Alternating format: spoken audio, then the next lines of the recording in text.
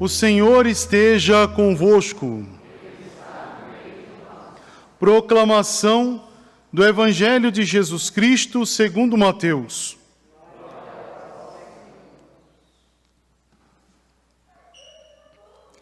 Naquele tempo, Jesus contou esta parábola a seus discípulos.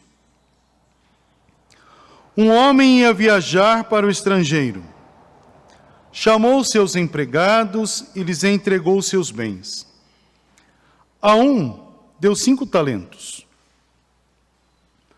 A outro deu 2 e ao terceiro 1.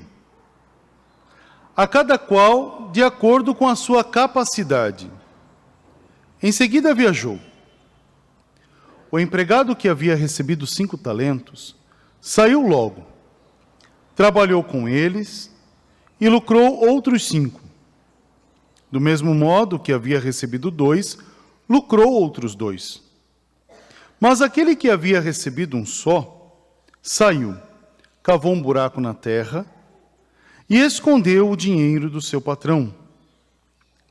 Depois de muito tempo, o patrão voltou e foi acertar conta com os empregados.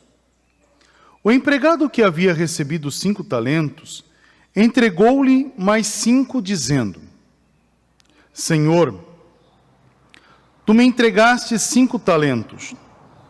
Aqui estão mais 5 que lucrei. O patrão lhe disse: Muito bem, servo bom e fiel. Como foste fiel na administração de tão pouco, eu te confiarei muito mais. Vem participar da minha alegria. Chegou também o que havia recebido 2 talentos e disse: Senhor, tu me entregaste 2 talentos. Aqui estão mais 2 que lucrei. O patrão lhe disse: Muito bem, servo bom e fiel. Como foste fiel na administração de tão pouco, eu te confiarei muito mais.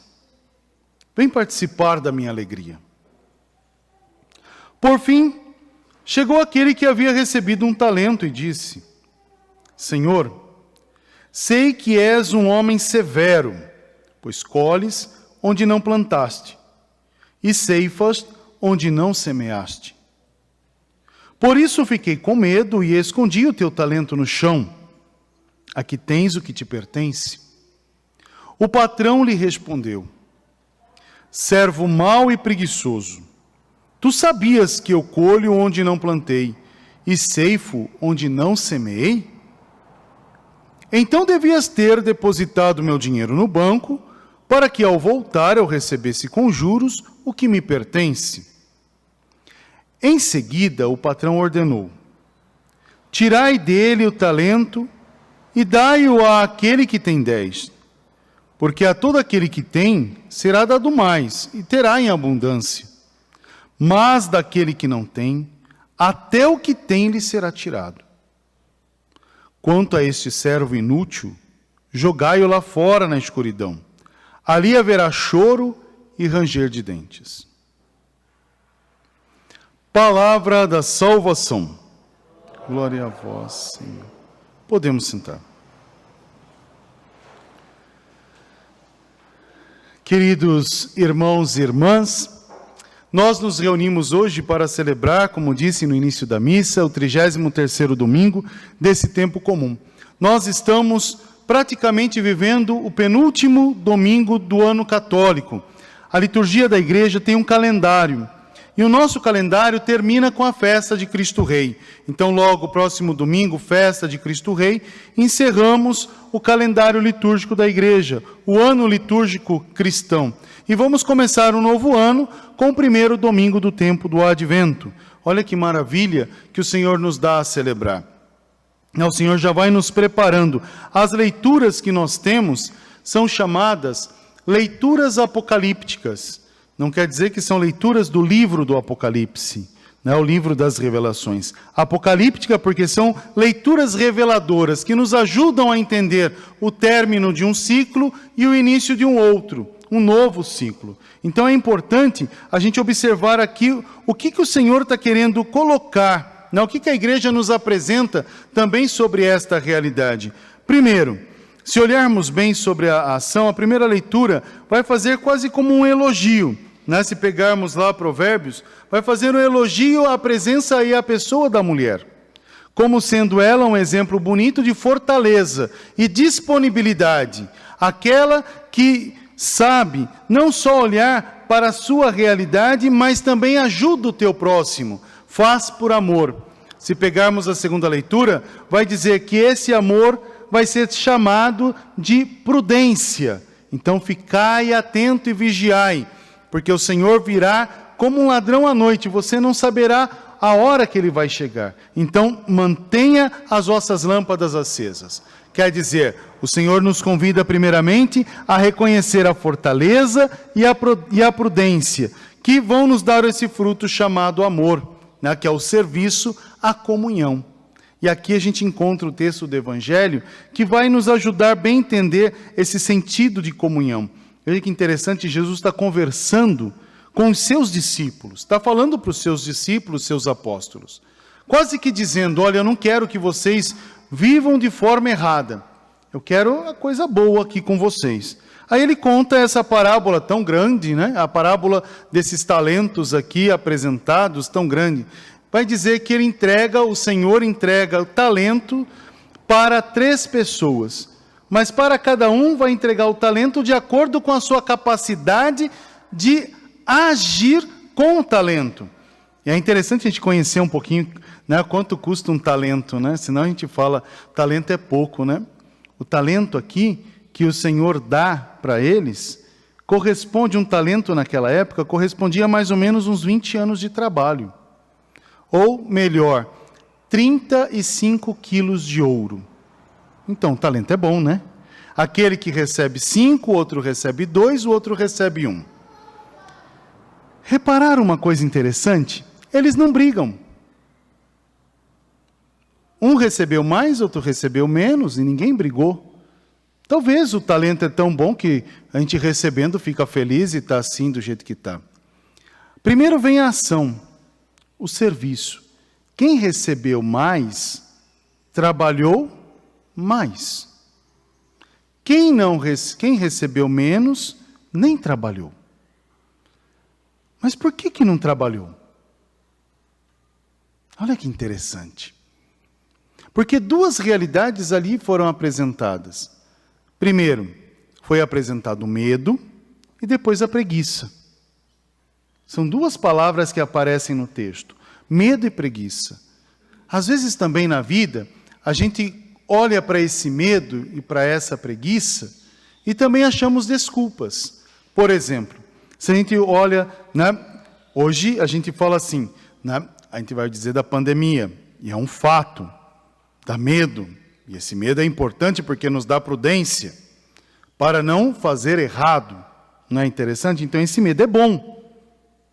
Agora, a gente também pode usar o medo para coisa não boa. É a pandemia. Então eu não vou na igreja não. Medo da pandemia, pensou, que perigo. Mas eu não vou na igreja, mas eu vou no shopping, mas eu vou no parque, eu vou pagar a conta no banco, eu vou no mercado, porque no mercado pode, o vírus não está lá. Então a gente vai em tudo, a gente precisa comer, não é verdade? Então a gente vai em tudo quanto é lugar, mas aí quando se fala de uma dimensão oracional, igreja, por exemplo, não, é perigoso. Vou guardar um pouquinho. Estamos passando pela TV, então é bom, graças a Deus, a gente não precisa se preocupar. Olha que interessante. Aí não vai ser o medo de prudência, mas vai ser uma outra realidade chamada, aqui a gente vai colocar esse medo como uma ação não verdadeira. E a gente vai chamar também de preguiça. Hoje eu não vou na missa, choveu. Nossa, pensou, vou molhar o pé. Então não vou na missa. Então a gente começa a olhar para as realidades e começa a jogar desculpas. Então hoje eu não rezo porque amanhã eu vou rezar. Hoje não ajudo porque amanhã eu vou ajudar. Hoje não perdoo porque amanhã, depois de um tempo, eu vou conseguir perdoar. Olha que interessante. A gente pode agir dessa maneira. cair nesse pecado. E essa realidade não nos conduzirá a um caminho de justiça e de paz. Agora veja que bonito a apresentação dada. A dimensão do talento aqui, lógico, é uma dimensão material, porque ele apresentou uma ação material, mas traga para a dimensão da fé, do dia a dia. Nós somos chamados a viver o maior talento que Deus nos deu pelo batismo, o amor. Então somos chamados a amar. Quem ama mais, recebe mais amor. Quem ama menos, recebe menos amor. Quem perdoa mais, recebe mais perdão. Quem perdoa menos, menos perdão se tem. Olha, é fato isso. Quanto mais a gente pratica obras boas, mais realidades de bondade trazemos para a nossa casa. Quanto mais eu pratico obras não boas, mais realidades tristes eu vou digerir dentro de mim. Aí vai acontecer o quê? Eu costumo sempre dizer que dor só dói naquele que sente. Né? Não adianta mandar dor para mim, porque se eu quiser eu vou sentir ou não sentir. Então, existe essa realidade. Agora, o que o Senhor está chamando a comunidade, exortando a comunidade dos seus discípulos, é para que não deixe que o veneno da preguiça e desse medo abarque, né, assole a sua casa. Olha que interessante o fato. Ele está dizendo para a gente ser perseverante, corajosos. Então, se eu recebi de Deus dons e carismas, o que seria isso? Se eu recebi de Deus, pelo meu batismo, o Espírito Santo, eu tenho que guardar o Espírito Santo só para mim?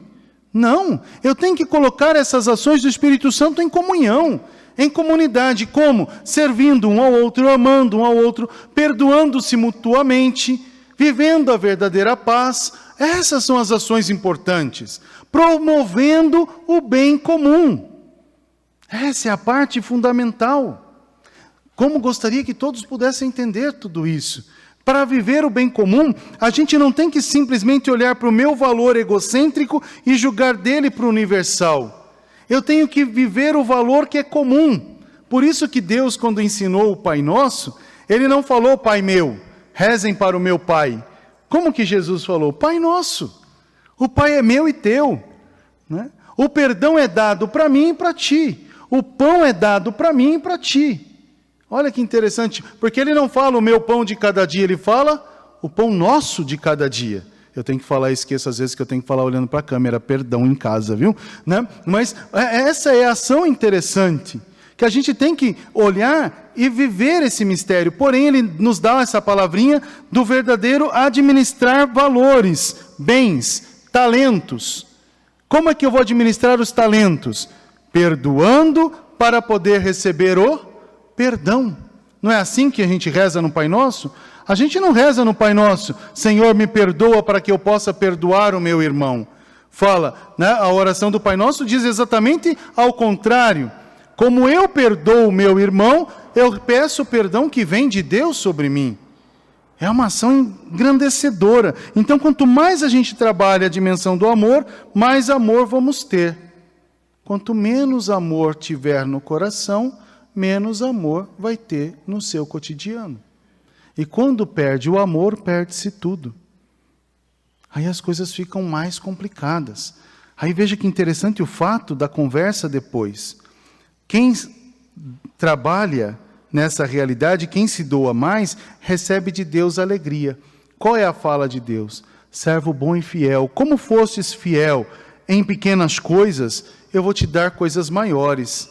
Vem para a alegria do teu Senhor. Agora, aquele que guardou o talento na terra, ele fez errado? Não. Porque naquele tempo, guardar talento na terra era até mais seguro do que guardar o talento no banco.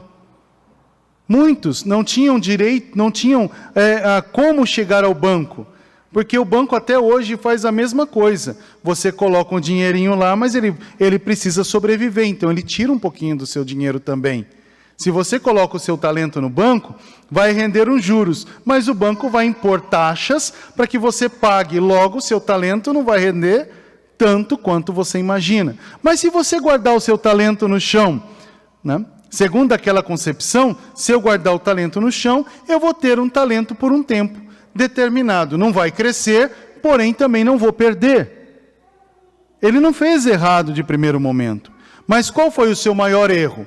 O medo do patrão e a preguiça de trabalhar. Qual que é o nosso maior erro? Né? Se a gente for olhar assim, medo ou erro.